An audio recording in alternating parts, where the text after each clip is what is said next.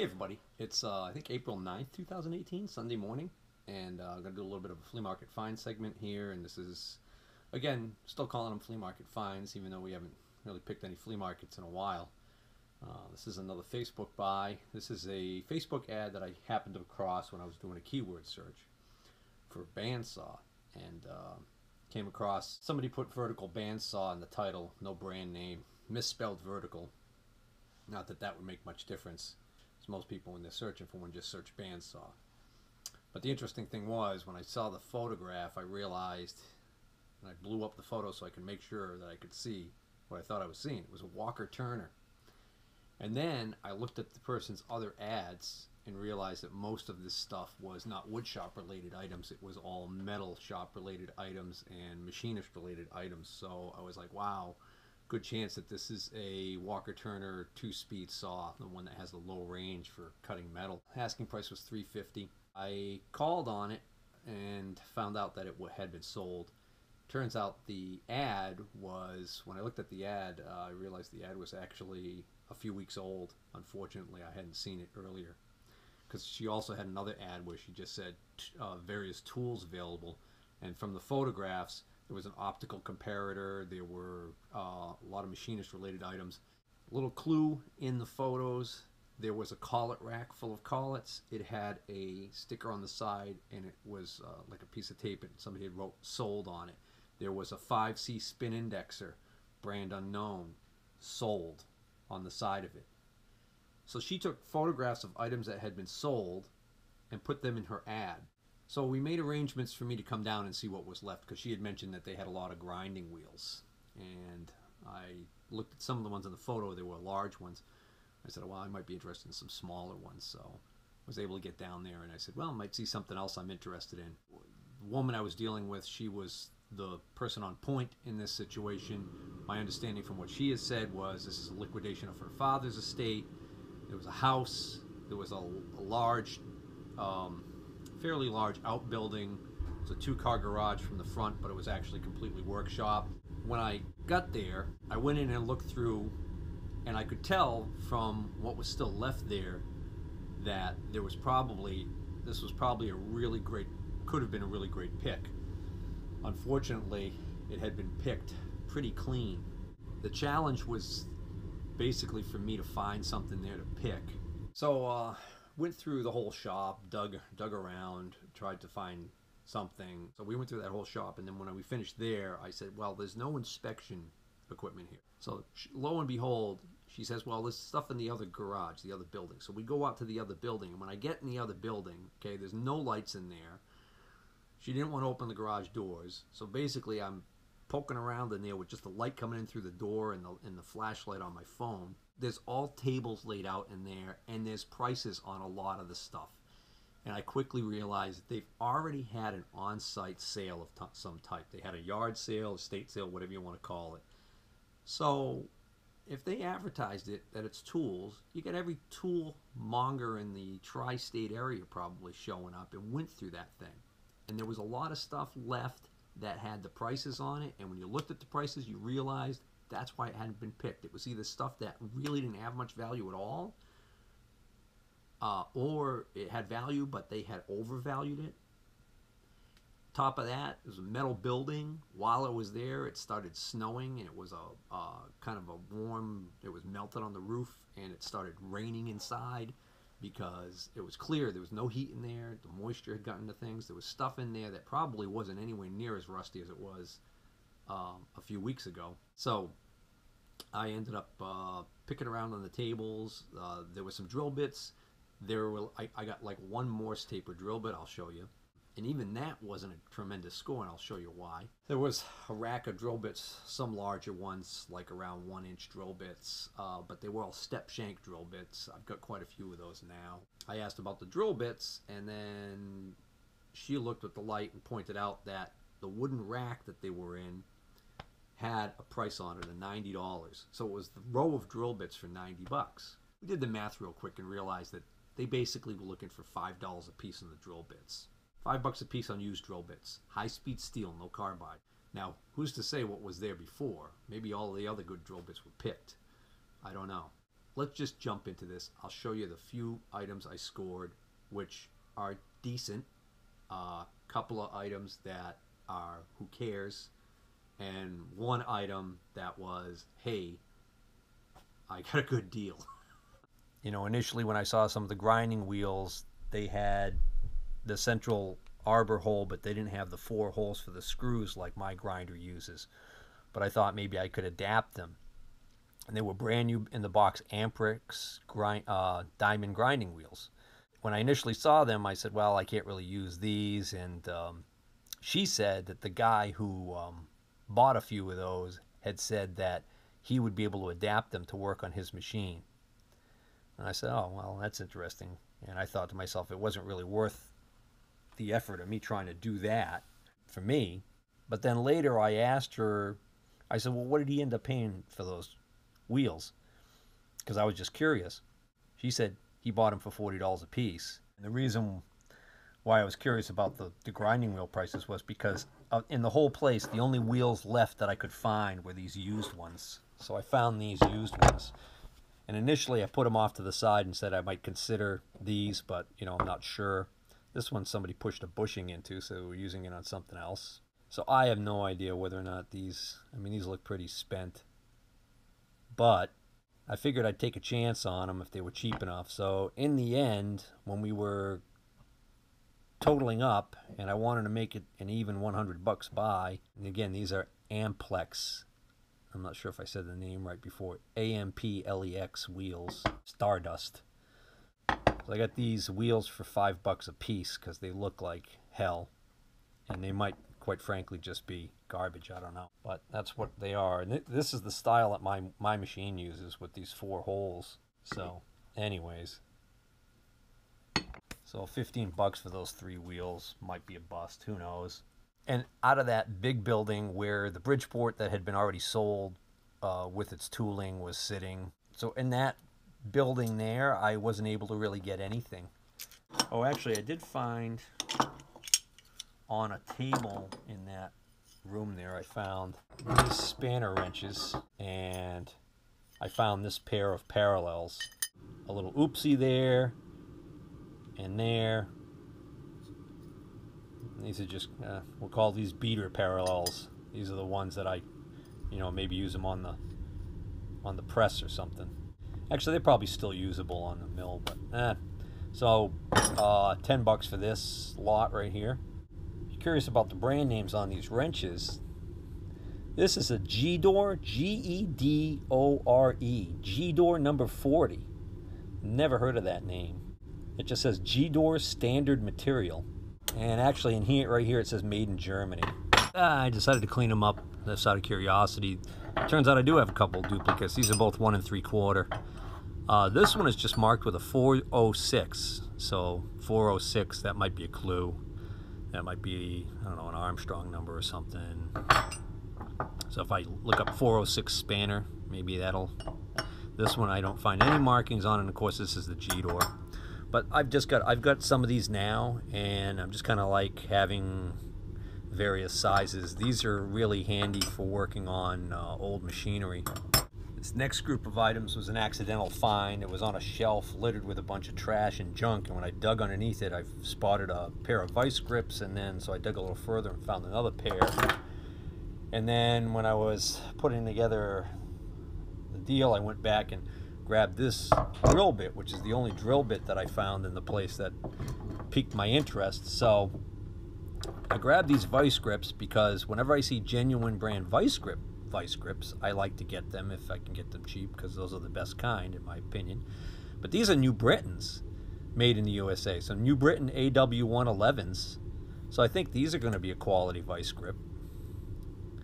Okay, so I got this pair.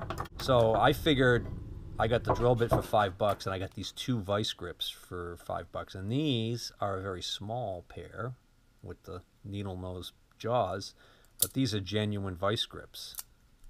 They actually have the actual correct logo on there. So I have quite a few vice grips now, but you know, when it comes to good quality ones, it's not a bad idea to grab them when you can get them, you know, get them for a good price. I think those probably might have gone at the previous sales if they hadn't been buried.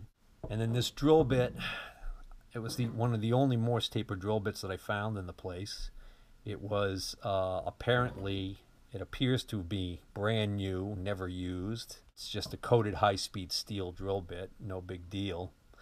What's interesting about it to me and caught my eye, I've probably got a dozen of these, or I've got quite a few of these, and probably a multiples even in this size, but this is from end to end, it's 18 inches.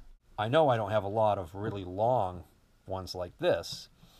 Unfortunately, I didn't notice it's, it's 31/32 size, HSS, which is high-speed steel. Unfortunately, it says China. This is a cheap import drill bit. But even as a cheap import, because it's an 18-inch drill bit, $5, I figure that's okay. Spotted this little boring head laying there, rusting away. Note the price on it, $20. So this has sat there and been picked over by countless numbers of tool mongers.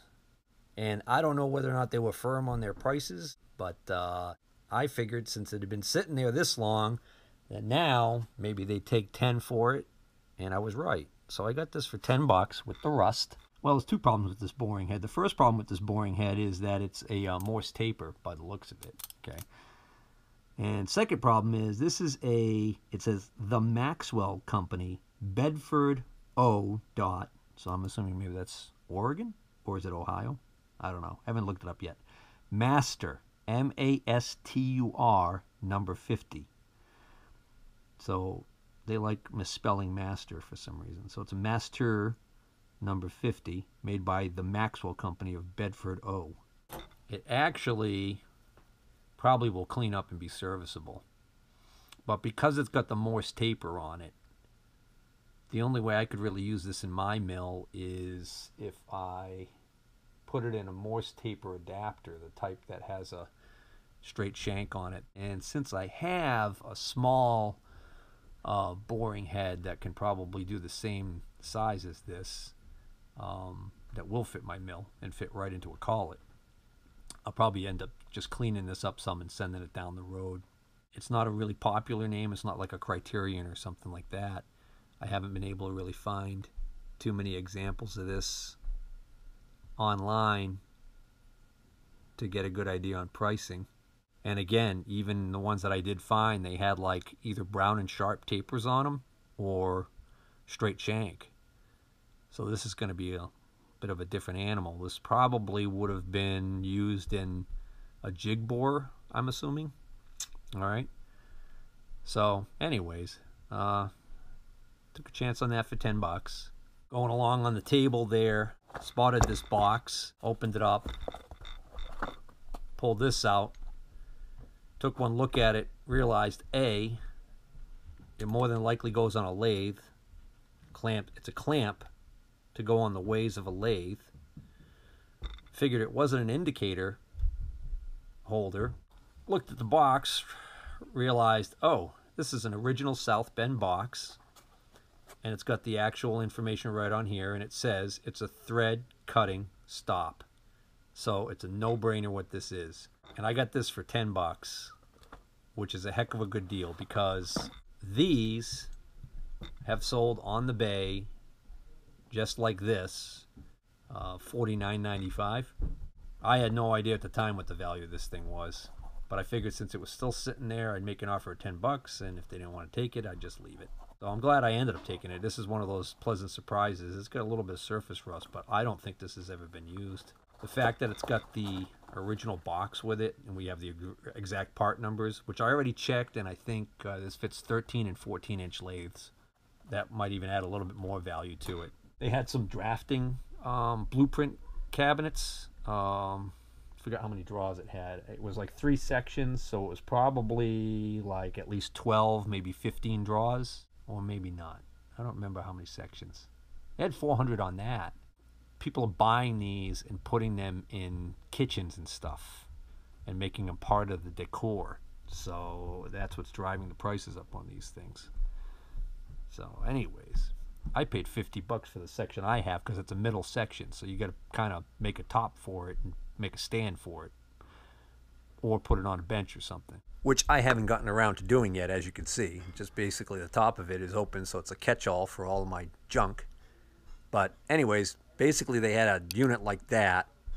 Actually, I think it was 2 sections. And there's no way it was 3 sections.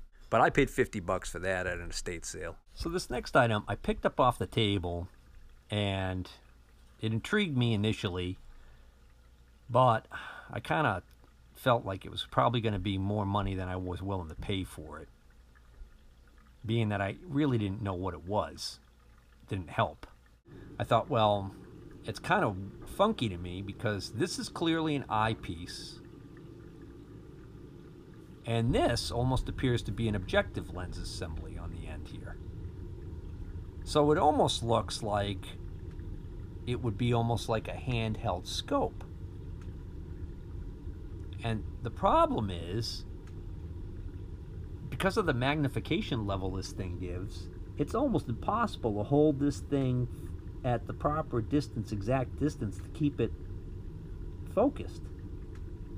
You know what I mean? So I don't know whether or not this is some stuff that got accidentally put together or what. So this is made by Bausch & Lomb, and that's the only markings I can find on it. I didn't find any numbers or anything. So this is Bausch & Lomb Optical Company USA, it says. Okay. So what I was able to find out is that if you, there's a screw right here to clamp this down, but if you take this off, if you pull this out like this, okay, this right here is a Bausch & Lomb micrometer eyepiece, I believe is what they call this. Okay? And what I was able to find out is when you look through this lens, there's a series of lines. And there's a little tiny pointer line. And when you rotate this knob, it moves that little pointer line. So the idea, I think, is that whatever you're looking at through this thing, you would move it so that like one edge of it lines up with one of those lines, and then you would rotate this so that you could actually then look at the scale to determine the size of the thing. Now, I don't know whether or not this is in 10,000ths or 100,000ths or what the deal is. I have no idea. So this is a micrometer eyepiece, and then I believe this is supposed to go into a Bausch & Lomb microscope. But the mystery is, why is it with this? So this can be taken apart a little further. We've got this thing here, which appears to be some sort of objective lens assembly. This has the Bausch & Lomb logo, the triangle and the B&L, and it says 10XWF. So I'm assuming that's 10 power wide field. Okay? So we've got this, which just loosely was slipping in and out of this, which makes this kind of a, if this is for focusing, that's kind of a weird kind of way to set that up, which makes me wonder whether or not that's not supposed to be with this. And then what's left is just this tube which unscrews here. Okay, so you notice this space right here? So my theory is that this is supposed to be in some sort of a stand, and that this would be like, there would be a plate with a hole in it, and this would come up through the bottom of the plate, then this would screw on here, and that would then mount this to the plate in question, okay? And then this maybe does belong here, although it's trying to fall out, so that's kind of a problem. Gravity would just let this fall out if we allow it to. So I don't know what's going on here. So I think I've got parts of a microscope, maybe, I don't know. So initially I put this down, and then I went back later, and when we were talking about prices on stuff and I was buying things, I said, you know, I honestly don't know what this is, but it intrigues me, and if you'd be willing to take 10 bucks for it, I'd be willing to take a chance on it. And I think because it had been sitting there for a while and nobody had bought it, I guess that's why she decided to let me take it for 10. I don't think there's a lot of value to. I think I can sell this eyepiece here. I forgot how much these bring, but I think this is a saleable item on eBay maybe to somebody. But then I think this stuff becomes kind of useless. So I think I'm going to maybe just hold on to it and see if I can't figure out a way to use it. Yeah, I don't really know. So this is a mystery item, sort of. Leave it to the guys out there who watch the channel and know what they're looking at. Maybe they could tell me. Maybe Greg already is typing away furiously. All right, so I got one more item to show you. Paid $40 for it. And it was, in my opinion, it made the drive down worthwhile. So without further ado, let me grab that thing. Ta-da! Got a magnetic chuck for a surface grinder. This is a 18-inch by just over 6-inch.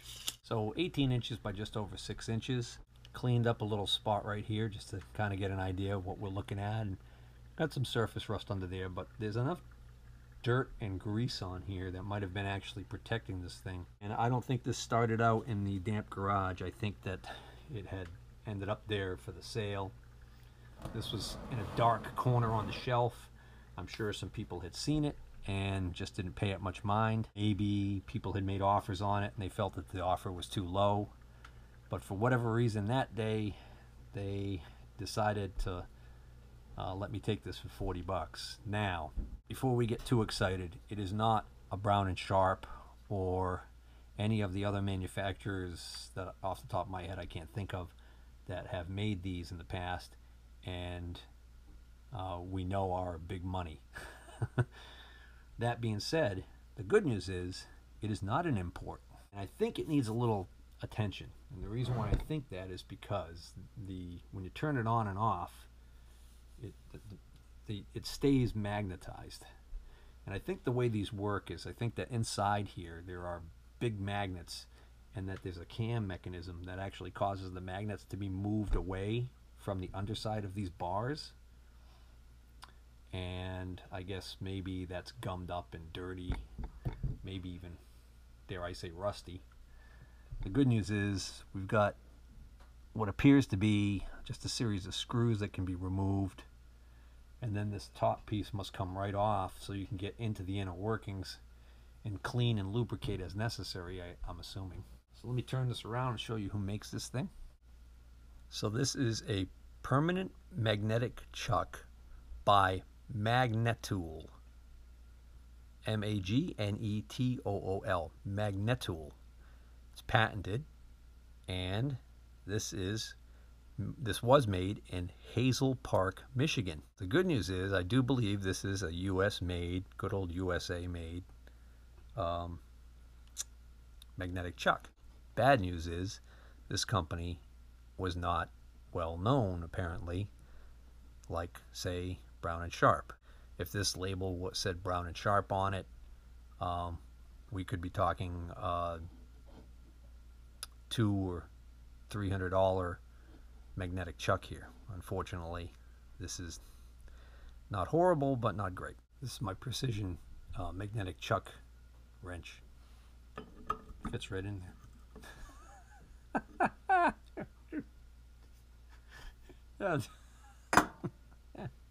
Scrap of metal here, and we can rotate this. So I'm going to try. Now the interesting thing about this is that this part on the end here is actually, it actually almost looks bent. So if I put it up that way and that's loose,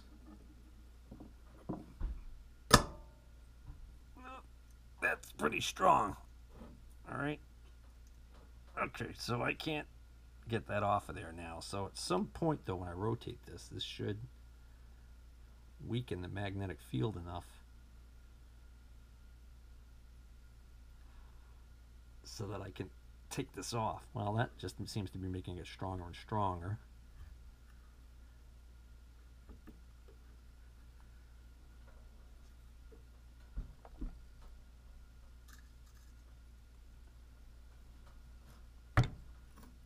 go. Very hard to turn this thing, but it's actually... See, now I can almost take it off. There it is. Okay, so it does work. It's just that it's very hard to turn this control, and this looks bent.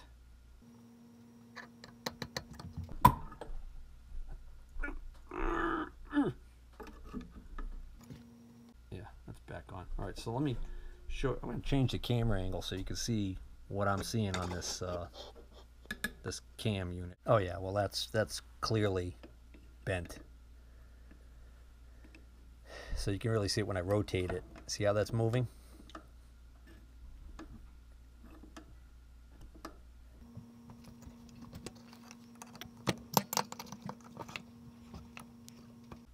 All right, so that's off. And if I bring it around, there's a point where it like clicks in, like that, and then it's on. But you can see as I rotate this partially, you see how it's moving kind of weird. So it almost appears like this might have been hit here, but it still works. So, you know, if I eventually get myself a surface grinder, I'm not really going to care about that not being perfect. About 10 minutes worth of cleaning, and actually not too bad. I think it's still serviceable.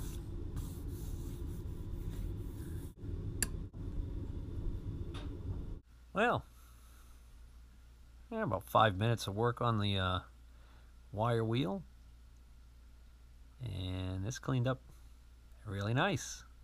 Just surface rust, which is great, and it seems to work pretty nice. So we get a couple of grub screws here for either holding a boring bar in this location or this location, or you can even put a boring bar in coming out this way.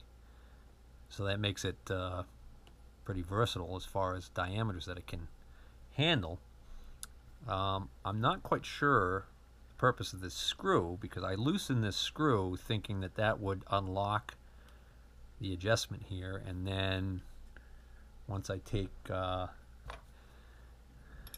Allen screw to turn this, but this wouldn't move freely when I unlocked this screw. Then I noticed that these two hex head screws, which clearly show a lot of use, okay, they actually go right through the body here, and you can see there's a slit right there. So when these screws are tightened, they're going to close down this gap, and that's what tightens this, apparently. So that leaves this screw being kind of a mystery. So why don't I just take this out completely and see what I can see behind it. Well, that's interesting. This screw hides some other kind of screw down inside there that once I move this, let's see, if I move this back into position towards the middle. Alright, so when I put it right in its middle position there's actually a screw head down inside there that I could see. So this hides that screw. What does that screw do? Anybody have any idea what the purpose of that screw would be? I'm going to leave it alone because I just don't know what it does. So anyways, this is a good usable boring head for somebody. Unfortunately, like I said, it doesn't make much sense for me to hold on to it. Alright, so that's a wrap. Take care.